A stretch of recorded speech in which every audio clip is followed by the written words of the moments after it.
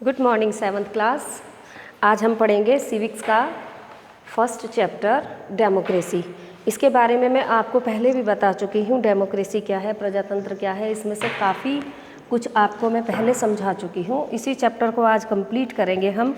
मैंने आपको बताया था डेमोक्रेसी क्या है, डेमोक्रेसी क्यों अपनाई गई है और हिस्ट्री में इसकी जो स्टोरी रही है, कहाँ कहाँ इसे अपनाया गया, क्यों लोगों ने पसंद किया, ये पहली वीडियो में मैं आपको बता चुकी हूँ।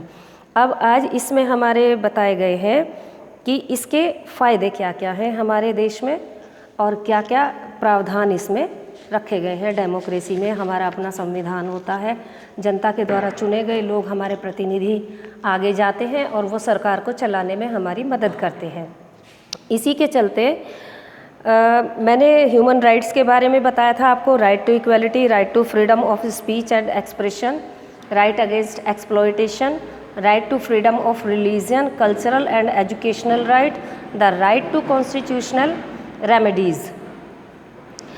इसका मतलब ये है कि जो हमारा राइट टू इक्वलिटी है, समानता का अधिकार है, सभी लोग समान है कानून के सामने, कोई छोटा बड़ा या किसी के साथ किसी भी तरह का भेदभाव किसी भी लेवल पर नहीं किया जा सकता, ना शिक्षा के आधार पर, ना नौकरियों में, ना ही समाज में, ना ही किसी कल्चर में। दूसरी बात है right to freedom of speech and expression. हमें भाषण देने का अधिकार है, अपनी भावनाओं को व्यक्त करने का अधिकार है। वो अपनी भावनाएं हम किसी भी तरीके से व्यक्त कर सकते हैं, चाहे वो अखबार है, चाहे वो मैगज़ीन है, चाहे वो पम्फलेट्स हैं, और हम सभा इकट्ठी करके अपने विचारों को एक अपने समुदाय तक पहुंचा सकते हैं। लेकिन उसमें कुछ बाउंडेशंस हैं कि हम कोई भी ऐसा भाषण, ऐसी स्पीच नहीं दे सकते जो कि हमारे देश की संपन्नता और संभ्रांतता और उसकी एकता, अखंडता के ऊपर किसी भी तरह का अगर उस सभा से प्रहार होता है या भड़काऊ भाषण, जिसे हम कह सकते हैं आम भाषा में, हम नहीं दे सकते। लोगों को एक दूसरे के खिलाफ धर्म के आधार पर, जाति के आधार पर या राजनीतिक आधार पर हम नहीं भड़का सकते। राइट अगेंस्ट एक्सप्लॉयटेशन, शोषण के विरुद्ध हमारा जो अधिकार है। मान लीजिए हम काम कर रहे हैं, जितना हम काम कर रहे हैं उतना पैसा हमें नहीं मिल रहा है, या कम एज के जो लोग हैं उन्हें हम काम पे रख रहे हैं। चाइल्ड लेबर हमारा बहुत बड़ा मुद्दा है समाज में। तो अगर कोई ऐसा करता है तो वो कानूनी अपराधी माना जाता है, बच्चों को अगर अपने यहाँ काम पर रखता है। और फिर right to freedom of religion, सबको अपने अपने धर्म के अनुसार जीने का, अपनी मान्यताओं को पूरा करने का अधिकार है। उनके अनुसार कपड़े पहनने का, उनके अनुसार पूजा पाठ करने का, अपने मंदिर, मस्जिद, गुरुद्वारे में जाकर पूजा करने का सबको अधिकार है। ये नहीं है कि केवल एक आपको जी मंदिर में ही जाना है या आपको केवल गुरुद्वारे में ही जाना है। जो जिसका मन करे वो वैसे कर सकता है। कल्चरल एंड एजुकेशनल राइट, सांस्कृतिक कार्यक्रमों में भाग लेना, खेल कूद, नृत्य, गायन, ये सब कल्चरल में आते हैं। इन प्रोग्राम्स में अपने अनुसार सब जिसका मन हो वो पार्टिसिपेट कर सकता है। दूसरी बात यह है एजुकेशन का राइट सबको है।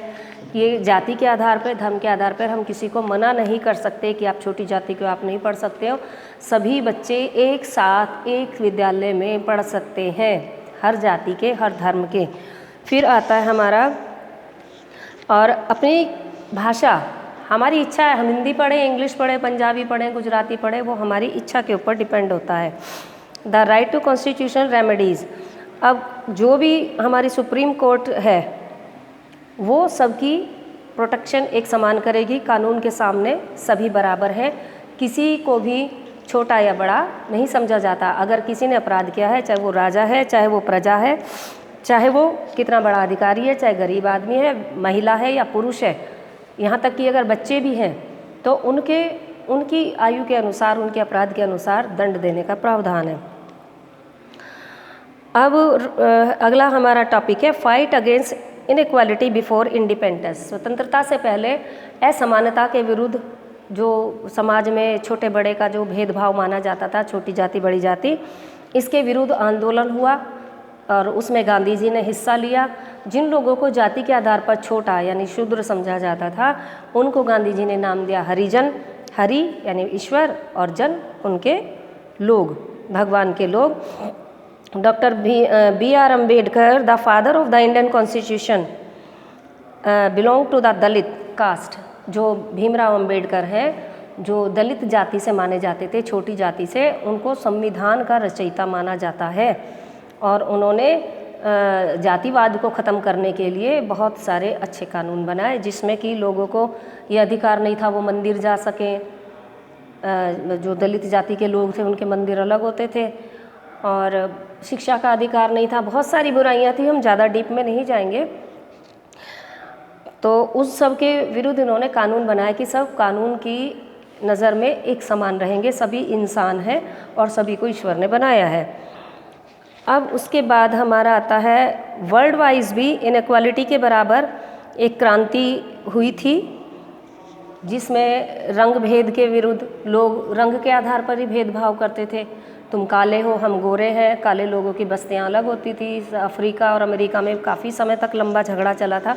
गांधी जी भी इस अफ्रीका में इस आंदोलन के विरुद्ध लड़े थे और नेल्सन मंडेला ने इस युद्ध को काफ़ी आगे तक चलाया था, और वो जीते भी, कि जो काले लोग हैं वो संविधान के किसी भी कार्य में पार्टिसिपेट नहीं कर सकते थे। नौकरियों में उनके साथ भेदभाव होता था, एजुकेशन में भेदभाव होता था, और उनको मतलब उनकी कॉलोनियाँ ही अलग होती थी, वो गोरे लोगों की बस्तियों में एंटर ही नहीं कर पाते थे। तो उसके विरुद्ध लोगों ने आंदोलन किया और कहने लगे हम जब रहते हैं और बराबर हम चीज़ आपको देते हैं, टैक्स देते हैं, सब चीज़ देते हैं, तो हमारे साथ भेदभाव क्यों हो रहा है तो हम भी इंसान। अब रंग बनाया वो तो ईश्वर ने बनाया, हमने थोड़ी बनाया।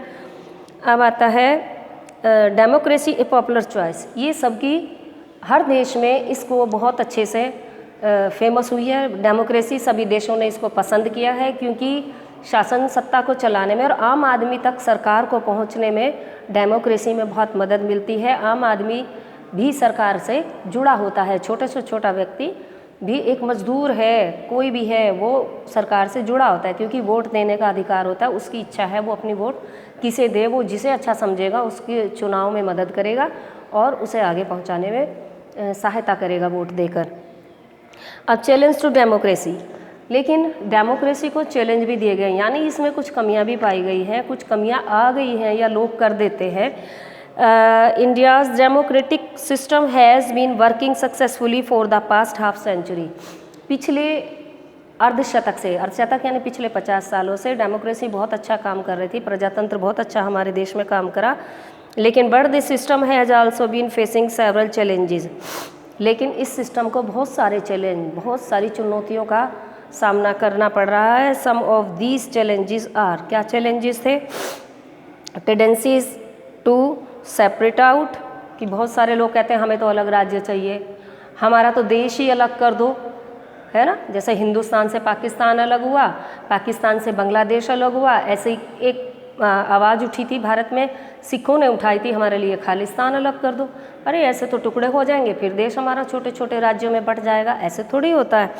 फिर होता है अनएम्प्लॉयमेंट, बेरोजगारी है, और आतंकवाद है, और बढ़ती हुई जनसंख्या की समस्या है, अनपढ़ जो लोग हैं, अशिक्षित जो लोग हैं, अशिक्षा हमारा एक बहुत बड़ी समस्या है, और करप्शन, भ्रष्टाचार है, सोशल इवल्स हैं, सामाजिक बुराइयां हैं, जो प्रजातंत्र को चलाने के रास्ते में बहुत बड़ी रुकावटें बनती हैं।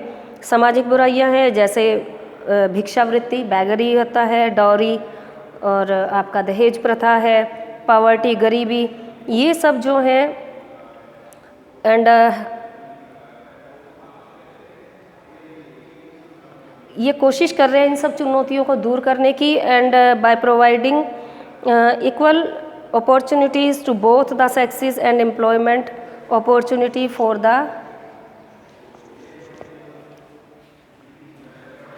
पीपल। तो इसमें जो गवर्नमेंट है उसकी ये समस्या रही है इन समस्याओं को दूर करने की, और दो प्राणी समाज में जो पाए जाते हैं, महिला और पुरुष, सबको एक समान समझा जाए, सबको बराबर रोजगार के अवसर प्रदान किए जाएं। ये हमारी गवर्नमेंट का प्रयास रहता है, प्रजातंत्र। लेकिन ये इतनी सारी समस्याएं हैं।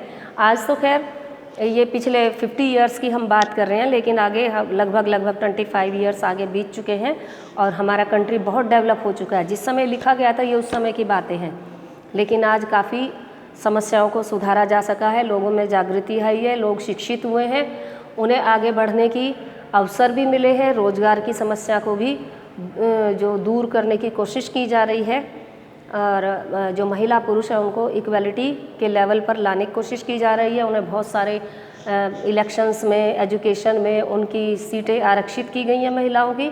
तो ये 50 साल यानी पिछली हाफ सेंचुरी का हाफ हम आगे बढ़ चुके हैं, बहुत सारी उन्नति हम कर चुके हैं।